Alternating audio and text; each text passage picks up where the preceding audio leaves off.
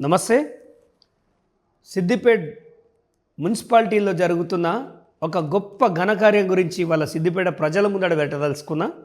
ఇక మీదట మీ ఇంటికి సిద్దిపేట మున్సిపల్ నుంచి ఎవరైనా వచ్చి అమ్మ మా ఇంటి పన్ను కట్టలేదు కట్టండి అని అడిగితే నేను కట్టా అని చెప్పేసేయండి. అవును, మీరు విన్నది నిజమే, నేను కట్టా అనే చెప్పండి. ఎప్పుడు కడతా? మీ సిద్దిపేట మున్సిపాలిటీ వాళ్ళు 4 కోట్ల రూపాయలు బకాయిలు వసూలు చేయడంలో నిర్లక్ష్యం వహిస్తున్నారు కదా. ఫస్ట్ ఆ 4 కోట్లు వసూలు చేసి మా ఇంటికి రా అని మీరు ఇప్పటి నుంచి చెప్పాలి.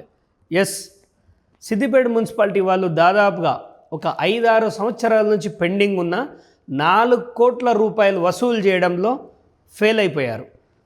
2023కు ముందు నుంచి ఉన్న బకాయిలు 22, 20, 21 అప్పటి నుంచి హౌస్ హోల్డ్ ట్యాక్స్ గర్పట్టి కట్టడంలో వీళ్ళందరూ చేతులు ఎత్తేశారు. మరి మున్సిపల్ శాఖ గత మున్సిపల్ చైర్మన్లు ఏమంటారంటే అనవసరంగా వాళ్ళతోటి మనకు పంచాయతీ ఎందుకు, వాళ్ళతోటి మనకు చాలా సెటిల్మెంట్లు ఉంటాయి కదా అని మాట్లాడతారు. ఏది ఏమైనా ఈ అంశం చాలా ఇంపార్టెంట్. దాదాపుగా 4 కోట్ల రూపాయలు గవర్నమెంట్ ప్రాపర్టీస్ సిద్దిపేట మున్సిపాలిటీకి చెల్లించాల్సి ఉంది. అయితే గతంలో ఉన్న నాయకులనండి, అధికారులనండి గాలికి వదిలేశారు. మీరు గాలికి వదిలేసినంత మాత్రాన మేము గాలికి వదిలేదలుచుకోలేదు. సామాన్యుల్ని పీక్క తినే మీరు వీళ్ళని ఎందుకు వదిలేస్తున్నారు? దాదాపుగా ఇప్పుడు డాక్టర్ అంబేద్కర్ భవన్ అని ఉంటుంది సిద్దిపేటలో, గతంలో కలెక్టర్ ఆఫీస్ అది. దాని మీద 51 లక్ష హౌస్ ట్యాక్స్ పెండింగ్ ఉన్నది. బిఎస్ఎన్ఎల్ ఆఫీస్ది 36 లక్షలు ఉన్నది. వెటర్నరీ హాస్పిటల్ది 32 లక్షలు. ఇక 150-200 రూపాయల మినిమం కరెంటు బిల్లు కట్టకపోతే కరెంటు కట్ చేసే మహానుభావులు ఉన్నారు మన సిద్దిపేటలో. మీకు బాధ అనిపించినా పర్వాలేదు, కరెంటు డిపార్ట్మెంట్ వాళ్ళకి. మరి మీరు 32 లక్షల రూపాయల గర్పట్టి కట్టాలి. మీరు ఎప్పుడు కడతారు? ఎంఆర్ఓ ఆఫీస్ 21 లక్ష కట్టాలి. ఎంపీడీఓ ఆఫీసు 15 లక్షలు కట్టాలి. ఇక పోలీస్ కన్వెన్షన్ హాల్లో ఒక పెళ్ళి జరగాలన్నా, ఒక కార్యక్రమం జరగాలన్నా 5 లక్షల నుంచి 10 లక్షల మధ్యలో వాళ్ళు ఛార్జెస్ తీసుకుంటారు. మరి మీరు 10 లక్షల రూపాయలు ఎందుకు కట్టట్లేదు? మీకు ఇన్కమ్ ఉన్నది కదా. మరి పంచాయతీరాజ్ ఆఫీస్ 8 లక్షలు కట్టాలి. ఆర్టీఏ ఆఫీసు 7.5 లక్షలు, ఇక్కడనే ఉన్నది ఆర్టీఏ ఆఫీసు 7.5 లక్షలు. రూరల్ పోలీస్ స్టేషన్ 7.5 లక్షలు. అదే రూరల్ పోలీస్ స్టేషన్లో మళ్ళొక 7 లక్షలు. ఎక్సైజ్ డిపార్ట్మెంట్ ఒక 6.5 లక్షలు. ఇలా చూసుకుంటూ పోతే 1 టౌన్ పిఎస్లో 5.5 లక్షలు. ఈ డిఎస్పీ ఆఫీస్ ఒక 5 లక్షలు కట్టాలి. ఇవన్నీ ఎందుకు కట్టట్లేదు? వాళ్ళు కట్టను అంటున్నారా? సరే, మున్సిపల్ శాఖకు చేత కాకపోతే ఆ చక్రధారి కట్టిస్తాడు. రేపు ప్రొద్దున వీటికి సంబంధించి సిద్దిపేట మున్సిపల్ ఎవరైతే ఉంటారో కమిషనర్ గారికి ఒక రిప్రజెంటేషన్ ఇస్తా. రేపటి నుంచి 15 రోజుల లోపల గనక మీరు ఈ 4 కోట్ల రూపాయలు గనక వసూలు చేయకపోతే, సిద్దిపేట అభివృద్ధికి తోడ్పడే ఈ 4 కోట్ల రూపాయలు కనుక వసూలు చేయకపోతే సిద్దిపేటలో ఎవ్వడు కూడా హౌస్ ట్యాక్స్ కట్టడు. సిద్దిపేట ప్రజలు ఎవరెవరైతే గర్పట్టి కట్టాలనుకుంటున్నారో డైరెక్ట్ అనండి, చక్రధర్ గౌడ్ చెప్పిండు 4 కోట్ల రూపాయల బకాయిలు ఉన్నాయట, ఫస్ట్ అవి వసూలు చేసుకోనరా, అప్పుడు మేము ఈ పైసలు కడతామని చెప్పండి. పేదలను పీక్క తినడం కాదు. వీళ్ళెవ్వరికి నేను నోటీసులు పంపించగానే సిద్దిపేట మున్సిపల్ కమిషనర్ మీదనే ఈ వెయిట్ వేస్తా. సిద్దిపేట మున్సిపల్ కమిషనర్ గారు, మీరు ఈ 4 కోట్ల రూపాయలు వసూలు చేసి అప్పుడు సిద్దిపేటలో పర్మనెంట్ ఉండాలన్నా లేదా ఉస్నాబాద్ మున్సిపాలిటీలో పర్మనెంట్ ఉండాలన్నా మీరు డిసైడ్ చేసుకోండి. సిద్దిపేట మున్సిపల్ అవినీతికి ఒక కేంద్రం అయిపోయింది. మనం ఇలా చూస్తూ ఉన్నాం, కౌన్సిలర్లు ఎంత గొప్పగా పనిచేస్తున్నారో ప్రతి ఒక్కరిని మనం అబ్జర్వ్ చేస్తున్నాం. అందుకే చాలా రోజులుగా చెప్తున్నా, ఇక రానున్నాయన్నీ మంచి రోజులే.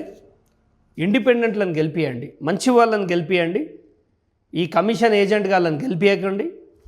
ఈ 4 కోట్ల రూపాయలు వసూలు చేసే బాధ్యత 15 ఆగస్టు లోపల ఈ బకాయిలన్నీ క్లియర్ కావాలి. ఒకవేళ క్లియర్ కాకపోతే సిద్దిపేట్ కమిషనర్ పైన, సిద్దిపేట మున్సిపల్ కమిషనర్ పైన నేను హైకోర్టుకు వెళ్ళి ఖచ్చితంగా దీనిపైన మిమ్మల్ని ప్రశ్నించాల్సి ఉంటుంది. ఇది సిద్దిపేట హౌస్ హోల్డ్ ట్యాక్స్కి సంబంధించిన వ్యవహారం. ఎంత దుర్మార్గం అంటే ఒక్కొక్కడు లక్షలలోనే ఉన్నది. డిఆర్డిఏ ఆఫీసు 9 లక్షలు, ప్రెస్ క్లబ్ 10 లక్షలు, డాక్ బంగ్లా 10 లక్షలు, ఇంజనీరింగ్ ఆఫీస్ 10 లక్షలు, మరి ఎంఆర్ఓ ఆఫీస్ అయితే 21 లక్షలు. ఏంది ఇది? ఎందుకు వసూలు చేస్తలేరు? ఎవడు మీ ఇప్పుడు ఎంఆర్ఓ ఏం జేబులోకి వెళ్ళి తీసియాడు, ఆర్డీఓ ఏం జేబులోకి వెళ్ళి తీసియాడు. ప్రభుత్వంకి బిల్లు పెట్టి రిలీజ్ చేయాల్సిన అమౌంట్. కలెక్టర్ గారు మీరు వెంటనే వీటికి సంబంధించి బిల్స్ అన్నిటి శాంక్షన్ చేయాలి. 15 రోజుల లోపల చేయకపోతే మాత్రం సిద్దిపేటలో ఎవడు కూడా గరిపట్టి కట్టాడు, కరెంటు బిల్లు కూడా కట్టాడు. ఒకవేళ కరెంటు బిల్లు కట్టమని ఎవడైనా ఒత్తిడి చేస్తే ఫస్ట్ నువ్వు సిద్దిపేటకి 32 లక్షలు కట్టాలి కదా, సిద్దిపేట మున్సిపాలిటీకి నువ్వు 32 లక్షలు కట్టు, అప్పుడు మేము కడతామని చెప్పండి. ఇది సిద్దిపేట మున్సిపల్ భాగవతం. దాదాపుగా 4 కోట్ల రూపాయలు పన్ను ఎగవేతదారుల్ని పట్టించుకోకుండా రోడ్ల మీద చిన్న చిన్న దుకాళ్ళు పెట్టుకునేటోళ్ళను అటకాయించి 50-100 నొక్కుంటూ వాళ్ళు ఇవ్వకపోతే వాళ్ళ ఆ పళ్ళ బండ్లు ధ్వంసం చేస్తూ ఉన్నారు. ఇది ట్రాఫిక్ పోలీసులు రోడ్ల మీద నిలబెట్టి పైసలు వసూలు చేస్తూ ఉన్నారు. చందాలు ఏవైతే వసూలు చేస్తున్నారో వాళ్ళు ఒకసారి ఇది కూడా ఆలోచించుకోవాలి.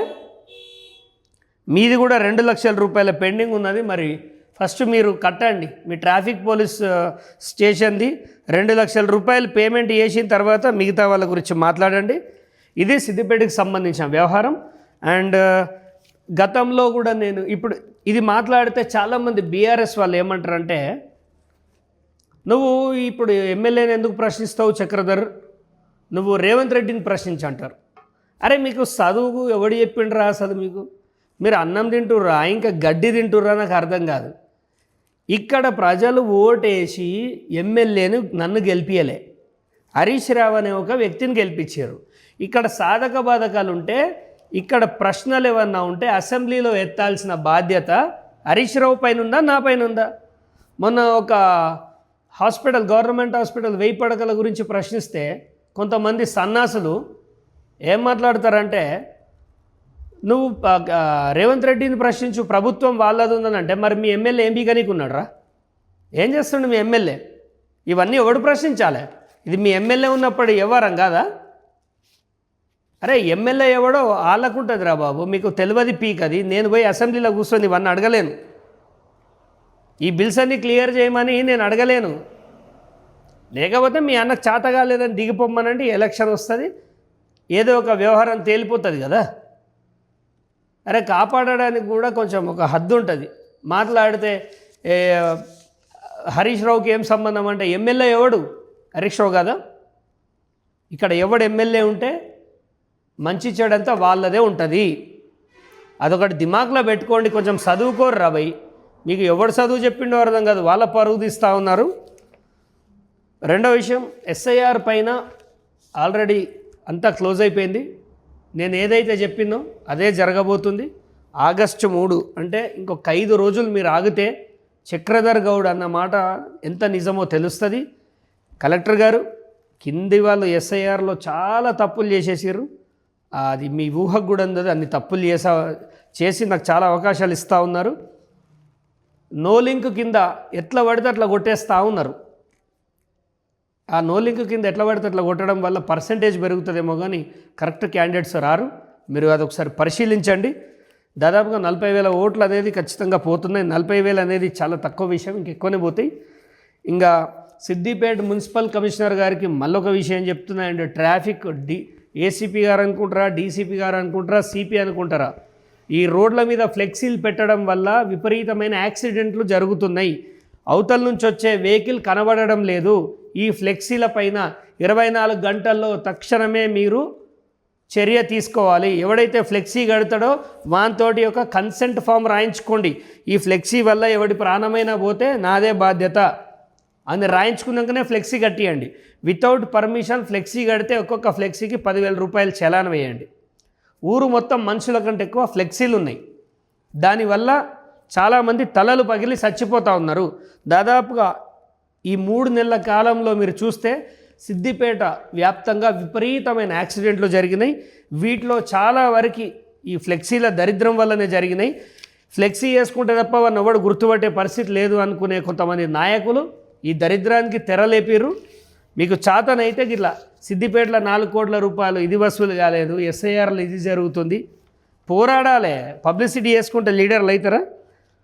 అండ్ పొన్నం ప్రభాకర్ గారి ల్యాండ్ ఇష్యూ కూడా ఆల్రెడీ కొలిక్కి వచ్చింది. దానిపైన మేము చాలా గట్టిగా ప్రయత్నం చేస్తున్నాం. చాలామంది ఏమంటున్నారంటే కొంతమంది విలేకరులమని చెప్పుకొని తిరిగేటోళ్ళు బీఆర్ఎస్లో చక్రధర్ కాంప్రమైజ్ అయిండు అది ఇది అంటున్నారు. సరే, వాళ్ళ విఘ్నతకే వదిలేస్తా. ఇదేమో జొమాటోలో ఫుడ్ ఆర్డర్ పెట్టుకున్నట్టు కాదు, ఇట్లా టక్కుమని చెప్పగానే స్విగ్గీ చెప్పగానే ఆర్డర్ వచ్చినట్టు. న్యాయం అనేది ఓపికతో సాధించుకోవాలి. దానికి సమయం పడుతుంది. అందరూ ఓపికగా ఉంటే న్యాయం అదే గెలుస్తుంది. ఇది ఇప్పటివరకైతే ఉన్న నేను చెప్పాలనుకున్న కీలకమైన 4 అంశాలు. మున్సిపల్ కమిషనర్ 4 కోట్ల రూపాయలు 15 రోజుల లోపల వసూలు చేయకపోతే నిన్న హైకోర్టు గుంజుతా, నంబర్ 1. నంబర్ 2, ఎస్ఐఆర్ పైన కలెక్టర్ గారు ఖచ్చితమైన ఫీడ్బ్యాక్ తీసుకోండి, చాలా పొరపాట్లు జరుగుతుంది.